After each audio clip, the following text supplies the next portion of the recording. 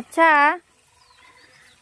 এখানে কি কারণে এইটা কি পদ্ধতিতে জল দেওয়া হচ্ছে? মানে শাওয়ারের মতো দেখতে পাচ্ছি জল পড়ছে। এটা ফ্ল্যাট ইরিগেশন না ডিপ ইরিগেশন না। আচ্ছা এবার এটার নাম কি দেওয়া যায় সেটা হচ্ছে ব্যাপার। আচ্ছা পাইপে করে হাতে জল দিচ্ছি। একটা সিস্টেম হয় ফ্ল্যাট ইরিগেশন, একটা হয় ডিপ ইরিগেশন। এটা দেওয়ার অনেক কারণ আছে। আচ্ছা, কি কি কারণ?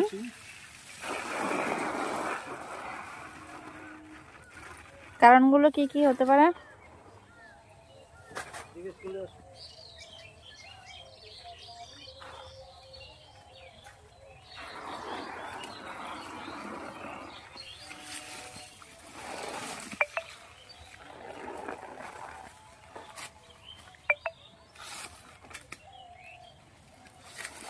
বন্ধ করে দাও।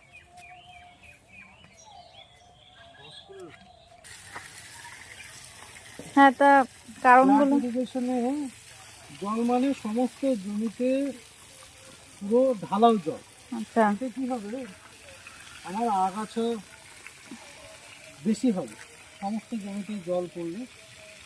আর আগাছা বেশি হলে জমিতে খরচ বেশি, লেবার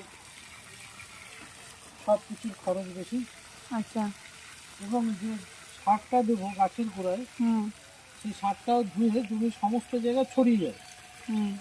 কারণ এই শিকড়টা একটা জায়গায় সীমিত, টোটাল বেডের 3 ফুটের মধ্যে। তো এইভাবে জল দিলে আমার সেই আগাছাটাও হবে না, আর খরচটাও আমার কমবে, সারটাও আমার ছড়িয়ে যাবে না। এই কারণে এই সিস্টেমের জল। আবার ডিপ ইরিগেশন করলে যেখানে পাইপের ছিদ্র করা থাকবে সেই জায়গাটাই শুধু জল পড়বে। এতে গাছের যে খাওয়ার জল প্রয়োজনীয়তা সেটা মিটে যায়। কিন্তু সমস্ত আমি যখন ফার্টিলাইজার দেবো ডিপ ইরিগেশনে, সেই সারগুলো ভেজাবে না সম্পূর্ণ। আচ্ছা, না ভিজালে সেটা খাওয়ার রূপে রূপান্তরিত হয়ে গাছে পৌঁছাবে না। আচ্ছা। তো ডিপ ইরিগেশন থাকা ভালো, কিন্তু যখন আমি বছরে 3 বার 4 বার 5 বার সার দেবো, চাপান দেবো, তখন